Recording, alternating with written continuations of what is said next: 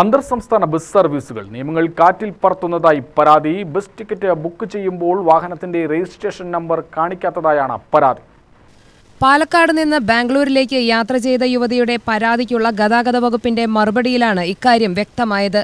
യുവതി ticket book ചെയ്ത വാഹനത്തിന്റെ ടിക്കറ്റ് നൽകിയതല്ലാതെ അതിൽ വാഹനത്തിന്റെ നമ്പർ രേഖപ്പെടുത്തിയിരുന്നില്ല.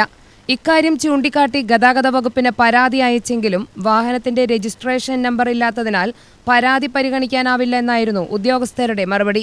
എന്നാൽ ടിക്കറ്റ് നമ്പർ അല്ലാതെ ബസ് നമ്പർ കമ്പനിക്കാർ രേഖപ്പെടുത്താറില്ലെന്ന് വ്യാപകമായി പരാതിയുണ്ട്. ഇത് നിയമലംഘനമാണെന്ന് ഗതാഗത വകുപ്പ് ഉദ്യോഗസ്ഥരും ചൂണ്ടിക്കാട്ടുന്നു. ബസ് സർവീസിനെതിരെയോ ബസ് ജീവനക്കാർക്കെതിരെയോ പരാതി ഉയർന്നാൽ അതിനെതിരെ നടപടിയെടുക്കാൻ ഇതുമൂലം കഴിയുന്നില്ലെന്നാണ് ഗതാഗത ഉദ്യോഗസ്ഥരുടെ വിശദീകരണം.